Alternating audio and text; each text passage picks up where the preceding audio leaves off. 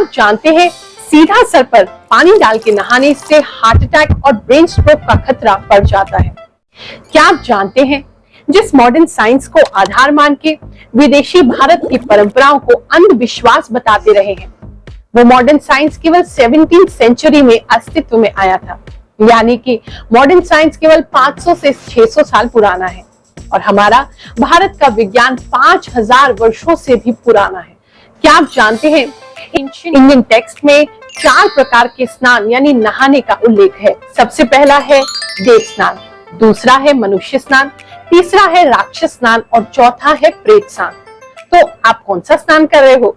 सत्य सनातन धर्म से जुड़ी कुछ ऐसे ही इंटरेस्टिंग फैक्ट्स को जानने के लिए हमारा चैनल तुरंत सब्सक्राइब कीजिए और वीडियो में लास्ट तक बने रहे ताकि मैं आपको बता सकूं कि अपनी राशि अनुसार आपको कौन सी ऐसी औषधि, हर्ब्स और इंग्रेडिएंट्स अपने नहाने के पानी की बाल्टी में डालनी है ताकि आप अपने डेली गुड लक को इनहैंस कर सकें। जय शनिदेव, जय श्री कृष्ण। मैं गुरु माँ रुक्मणी स्वागत कर रही हूँ आपका हमारे चैनल ग्रहों की बात में, जहां हम रिडिस्कवर कर रहे हैं हमारे एंशिएंट इंडियन विजडम को ताकि हम अपना लाइफ को और ज्यादा सैटिस्फाइंग, लकी और हैप्पी बना सकें। लास्ट में आज आपको बताऊंगी 9 ग्रह औषधि स्नान की विधि, यानी कि किस प्रकार से आप स्नान करें, नहाएं ताकि आपके सभी ग्रह दोष समाप्त हो जाएं। चलिए शुरू करते हैं।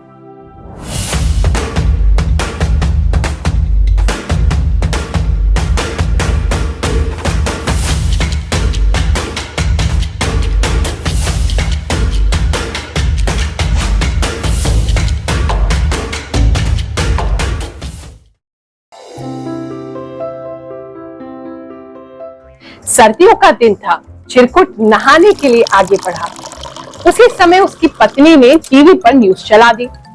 न्यूज रिपोर्टर कह रहे थे दिल्ली ने ठंड का रिकॉर्ड तोड़ा, ठंड के मारे 3 लोगों की मौत हुई। ये सुनकर के चिरकुट ने अपने कपड़े दोबारा पहन लिए। बोला भाग्यवान गर्मी में ही स्नान कर लेंगे अगर जिंदा रहे तो। अब आप कहोगे गुरु माँ आप हमें ऐसे ऐसे जोक क्यों सुनाती रहती हैं? देखो ये जोक नहीं है, ये व्यंग है। आज न्यूज को देख करके हमारा दिल जो है वो घबराने लगता है, एक डर का माहौल बन जाता है। अभी एक वाकया बताती हूँ, मेरे साथ ही हुआ है। अलीगढ़ से हमारे एक भक्त थे, उन्होंने नीलम की अंगूठी पहनने के लिए आना था। समय निश्चित किया गया, दिल्ली उन्होंने आना था निश्चित समय पे। उसी दिन सुबह फ्लड की जो अलर्ट है वो आने लगी। हर न्यूज चैनल पे दिल्ली डूब गई ऐसी खबरें आ रही थी। अब माँ तो माँ होती है, मुझे अपने भक्त की चिंता हुई। मैंने उनको फोन किया, बोला देखो यहाँ पर फ्लड का अलर्ट आ गया है, आप ऐसा करिए अपना प्रोग्राम जो है वो आगे पोस्टपोन कर दीजिए। वो भक्त मुझसे कहते हैं गुरु माँ आपसे मिलने की एक्साइटमेंट में मैं तो एक दिन पहले ही दिल्ली आ गया और सुबह से दिल्ली में घूम रहा हूँ, यहाँ तो एक बूंद पानी का नहीं। मैं समझती हूँ न्यूज के लिए भी किसी चीज की हाइप क्रिएट करना बहुत जरूरी है। अगर वो ऐसा नहीं करेंगे तो हमारी सरकार भी ऐसी है, सोती ही रहेगी। लेकिन फिर भी अगर आप बहुत देर तक न्यूज देखते हैं तो थोड़ा सावधान हो जाइए, क्योंकि उससे आपको घबराहट हो सकती है, डर लग सकता है। एक भक्त है हमारे, उनका जो छोटा सा प्यारा सा बच्चा है, उसने न्यूज देखी तो वो डर गया कि हमारे घर में मम्मी फ्लड आने वाला है, इस चक्कर में उसको बुखार चढ़ गया। तो जरा संभल के रहिए। चलिए अब आपको मैं बताती हूँ कि औषधि स्नान का साइंटिफिक रीजन क्या है। औषधि स्नान को हम एरोमा थेरेपी भी कह सकते हैं और आज इस पूरी दुनिया में एरोमा थेरेपी से बहुत सारे लोगों को ठीक किया जा रहा है। एल्बर्ट आइंस्टीन कहते हैं दैट एवरीथिंग इज एनर्जी। सब कुछ, हमारा शरीर भी एनर्जी से ही चलता है और हर चीज की अपनी एक फ्रीक्वेंसी होती है। कुछ रिसर्चर्स ने यूएस में एक टाइनियो टेक्नोलॉजी करके एक रिसर्च कंडक्ट किया, जिसमें उन्होंने देखा कि ये जो एसेंशियल ऑयल्स हैं इसका इम्पैक्ट हमारी बॉडी पर, हमारी बॉडी की फ्रीक्वेंसी पे क्या होता है। और उन्होंने जो जांच की और उससे जो पाया, वो जो आंकड़े हैं वो हैरान करने वाले हैं। चलिए आपको बताती हूँ। एक हेल्दी बॉडी की जो फ्रीक्वेंसी है वो 62 से 70 मेगाहर्ट्ज होती है। जब उसी बॉडी में फ्लू या कोल्ड हो जाता है तो 58 मेगाहर्ट्ज तक हो जाती है। जिस बॉडी में कैंसर पाया गया वो उसकी फ्रीक्वेंसी 42 मेगाहर्ट्ज नोट की गई। और जब किसी का डेथ प्रोसेस स्टार्ट हो जाता है तो उस बॉडी का जो फ्रीक्वेंसी है वो 20 मेगाहर्ट्ज तक पहुंच जाता है। अब ऐसे ही उन्होंने रिसर्च किया कि जो सैंडलवुड ऑयल है इसका जो मेजरमेंट है 96 मेगाहर्ट्ज होता है। जो लैवेंडर ऑयल है इसका 118 मेगाहर्ट्ज फ्रीक्वेंसी लेवल होता है। रोज ऑयल का 320 मेगाहर्ट्ज तक जो एरोमा है उसकी फ्रीक्वेंसी मेजर की गई। इसी प्रकार से जो हम एरोमा यूज करते हैं, जो हम सुगंधी यूज करते हैं या जो औषधि यूज करते हैं, इससे हमारी बॉडी की जो फ्रीक्वेंसी है हम उसे एक अच्छे लेवल पर लेकर के जा सकते हैं। यानी कि एक हेल्दी बॉडी की जो फ्रीक्वेंसी है वो 70 मेगाहर्ट्ज तक बनाई जा सकती है, जिससे हम गुड वाइब्रेशंस में, गुड वाइब में रह सकते हैं, अपने मूड को प्रभावित कर सकते हैं, अपने हेल्थ को प्रभावित कर सकते हैं और अपने गुड लक को भी प्रभावित कर सकते हैं। तो चलिए दिखाती हूँ आपको कि नहाने की पानी की बाल्टी में आपने रोजाना क्या मिलाना है ताकि आपका डेली पूरा दिन लकी हो जाए। अगर आपकी राशि सिंह राशि है यानी कि लियो राशि है या फिर आपके नाम का प्रथम अक्षर इनमें से किसी एक अक्षर से प्रारंभ हो रहा है, आपने नहाने की पानी की बाल्टी में 2 प्रकार की चीजें मिलानी है। सबसे पहली है औषधि। मैं आपको 2-3 ऑप्शंस दूंगी, उनमें से कोई सी भी औषधि आप मिला सकते हैं। दूसरा मिलाना है आपने एरोमा ऑयल, जो एसेंशियल ऑयल होता है, यानी कि जो फूलों से जो रस निकाला जाता है, एसेंशियल ऑयल इस प्रकार की बॉटल में आता है। 2 से 3 ड्रॉप आप डेली उसका यूज कर सकते हैं। औषधि जो आपने मिलानी है वो है लाल चंदन का पाउडर, या इसके अलावा आप थोड़ा सा केसर भी मिला सकते हैं। सुगंधी में आपने मिलाना है जो गुलाब होता है उसका ऑयल, नहीं तो आप जो कार्डमम होती है इलायची, उसका ऑयल भी यूज कर सकते हैं, या फिर आप डैफोडिल का जो फ्लावर होता है, नरगिस जिसे कहते हैं, उसका एसेंशियल ऑयल भी यूज कर सकते हैं। आप जो शुद्ध केसर होता है उसका प्रयोग कर सकते हैं। थोड़ा सा केसर 2-4 स्ट्रैंड्स उसके लेकर के अपने नहाने की बाल्टी में आप इसे डाल सकते हैं। एरोमा ऑयल जो है आपने उसको लेना है और उसको लेकर के आपने अपने नहाने की पानी की बाल्टी में 2-3 बूंद इसके डाल लेने हैं। नहाते समय हमेशा ही पैरों से स्टार्ट करें। सबसे पहले अपने दोनों पैरों पे पानी डालें, अपनी थाइस पे पानी डालें, उसके बाद पेट पर, छाती पर, हाथों पर और लास्ट में अपने सर पर पानी डालें। इससे हार्ट अटैक का खतरा और ब्रेन स्ट्रोक का खतरा नहीं रहता है। अब इसके पीछे भी रीजन समझ लीजिए। आपने बहुत सारे बुजुर्गों को ऐसे कहते हुए सुना होगा या ऐसी खबरें सुनी होगी जहां पर नहाते समय उनका पैर फिसल गया। वो इसलिए होता है क्योंकि जब हम नहा रहे होते हैं, ब्लड फ्लो है जो कि ऊपर से नीचे को जाता है, उसमें हैम्परिंग होती है, यानी कि सीधा सर पे पानी डालने से आपके क्लॉट्स भी जम सकते हैं। इसलिए heart attack, brain stroke, brain haemorrhage, चक्कर आना, नमनेस फील होना, पैरालिसिस होना, ये सारी चीजें पॉसिबल हैं। तो आप हमेशा ही पैरों से स्टार्ट करके फिर लास्ट में सर से स्नान करें। मेरा नाम निशु है और मैं उत्तम नगर से आई हूँ। मुझे पता चला था गुरु माँ के बारे में, तो फिर मैंने एक बार सोचा कि यार मिल के आऊँ। तो जब मैं आई और मिली तो जैसे कि मैं बहुत ज़्यादा डिप्रेशन, बहुत ज़्यादा परेशान रहती थी, कोई भी डिसीजन नहीं ले पाती थी, किसी भी चीज़ में आगे नहीं बढ़ पाती थी। तो गुरु माँ ने मुझे बताया कि जाप करना है राधे राधे का, और उन्होंने सूर्यदेव को जल चढ़ाने के लिए, पूजा करने के लिए सच्चे दिल से। तो मैंने काफ़ी दिन तक किया और मुझे बहुत बेनिफिट मिला। बाकी ये कहूँगी आप लोगों से भी कि यार आप लोग की भी कोई प्रॉब्लम हो तो गुरु माँ से बेशक मिले आके, और बहुत अच्छा सोल्यूशन बताती है। शनिदेव, जय गुरु माँ रुक्मणी जी। मेरा नाम सौरभ है, मैं मुंबई का रहने वाला हूं और मैं एक मीडिया कंपनी में सीनियर मैनेजर की पोजीशन पे फिलहाल काम कर रहा हूं।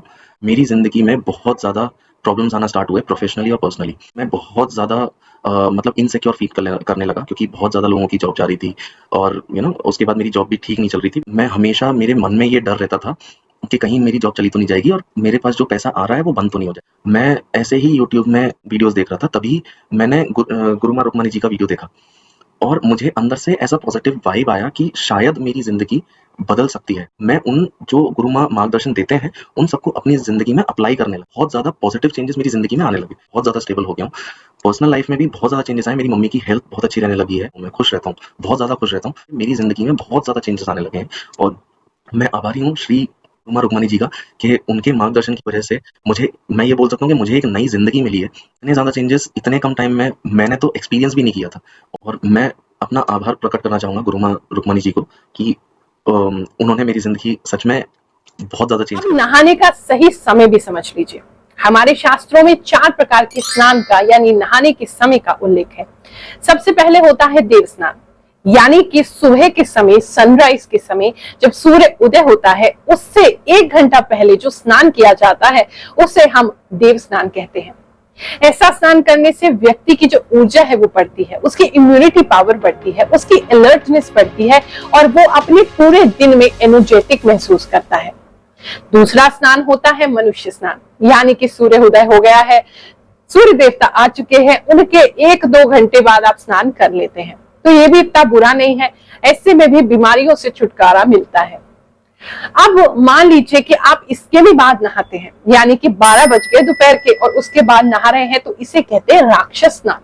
राक्षस स्नान से किसी प्रकार का लाभ नहीं होता है, उल्टा आपका डाइजेस्टिव सिस्टम वीक होता है, आपकी इम्यूनिटी घटती है, बीमारियां होने के चांसेस आपको और ज्यादा बढ़ जाते हैं और जितनी एनर्जी आपको थोड़ी बहुत होगी वो भी निकल जाती है, ड्रेन हो जाती है। और चौथा होता है सबसे खतरनाक प्रेत स्नान, यानी कि जो भी सूर्य अस्त के बाद स्नान करता है, सूर्य अस्त के बाद नहाता है, ऐसा व्यक्ति तो भैया मृत के समान है, उसे किसी प्रकार का कोई लाभ नहीं मिलता है। और एक और कैटेगरी है जो कलयुग में शुरू हो गई है, वो है नो स्नान, यानी कि जो व्यक्ति नहाता ही नहीं है, उसको तो भैया क्या ही कह दे। जय श्री कृष्ण। चाहे तो आप 3 बार तक नहा सकते हैं, इससे अधिक स्नान नहीं करना चाहिए। और सबसे पहला, और ये जो स्नान का टाइमिंग है, ये मैं आपको सबसे पहला जो दिन का स्नान है उसके लिए बता रही हूँ। अब मैं आपको बता रही हूँ नवग्रह औषधि स्नान की विधि। घर में आपको लगता है कि सभी लोग जो है उनको कोई ना कोई समस्या आती रहती है, सभी के ग्रह जो है वो बैलेंस में नहीं है, सभी के ग्रह कुछ ना कुछ खराब चलते हैं। तो ऐसी स्थिति में हमें नवग्रह औषधि स्नान करना चाहिए। स्नान बैग बनाने के लिए आपको चावल, चने की दाल, मूंग, गेहूं, काले तिल, सफेद तिल, पीली सरसों, लाल चंदन, सफेद चंदन, हल्दी, लोबान, हरी इलायची, केसर, गूगल, गुलाब जल, इनका प्रयोग करना है। गुलाब जल को आप आखिरी में भी डाल सकते हैं और चाहे तो सामग्री के साथ भी मिला सकते हैं। आप ऐसा भी कर सकते हैं कि आप लास्ट में जो आपका बैग बना है उसको गुलाब जल भी आप भिगो करके उसका इस्तेमाल कर लें। वीडियो में बताए गए किसी भी औषधि से, किसी भी हर्ब या इंग्रेडिएंट से अगर आपको एलर्जी है तो पहले अपने डॉक्टर से कंसल्ट कर लें। एक सिंगल बैग आप बना सकते हैं, एक ही बैग से आपका पूरा परिवार डेली नहा सकता है। बड़ी सिंपल सी विधि है। कुछ घरेलू सामग्री आपने इकट्ठी करनी है, उसको आपने पीसना है और पीस करके देखो क्या करना है। इस प्रकार से जो टी बैग आता है, ठीक है, वो टी बैग आपने ले लेना है। टी बैग कोई महंगा नहीं आता है, 100-150 रुपए या 200 रुपए तक का टी बैग आपको मिल जाएगा। इसका जो बैग है हमें उसका उपयोग करना है। उस बैग के लिए आप केवल इसकी पत्ती बाहर निकाल लो, क्योंकि किसी भी चीज को वेस्ट नहीं करना चाहिए। इस प्रकार से आपने इस बैग को खोल लिया है ताकि हम इसके अंदर जो औषधि प्रिपेयर करेंगे वो डाल सकें। साथ में एक स्टेपलर रख लीजिए ताकि हम इसको बंद कर सकें। अगर आपको ये बैग नहीं मिलता है तो भी चिंता मत करिए, एक मलमल का जो चुन्नी होती है उसका एक कपड़ा ले लीजिए, उसकी भी पोटली बना करके उससे भी आप स्नान कर सकते हैं और नेक्स्ट डे फिर आप इसको चेंज कर दीजिए। इस प्रकार से सभी सामग्री जो मैंने आपको बताई है उन सभी को आप मिला लें। मिलाने के उपरांत एक छोटी चम्मच लेकर के आप उस टी बैग में या फिर कपड़े की मलमल की जो पोटली बनाए उसके अंदर इसको भर लें। से ये बैग तैयार है, ये मैंने इसमें औषधि भर ली है। अब मैं इसको बंद करने जा रही हूँ। इसको फोल्ड करें, फोल्ड कर दिया मैंने। अब इसमें एक स्टेपलर मार देंगे। हमारा औषधि बैग तैयार हो चुका है। इसको नहाने की पानी की बाल्टी के साइड में आप लगा सकते हैं और लगा करके इससे आराम से 5 से 7 जने स्नान कर सकते हैं। औषधि स्नान को आप कम से कम 43 दिन जरूर करें और चाहे तो डेली रूटीन में भी आप इसे फॉलो कर सकते हैं, यानी रोजाना इस औषधि स्नान का प्रयोग कर सकते हैं। आप सभी को आशीर्वाद देते हैं, ईश्वर आपकी सभी मनोकामनाएं पूर्ण करें, आपके जीवन में सुख शांति बनी रहे, ऐसी कामना करते हुए आपको आशीर्वाद देते हुए आज के वीडियो को यहाँ समाप्त कर रहे हैं। फिर से मुलाकात करेंगे आपसे अगले वीडियो में।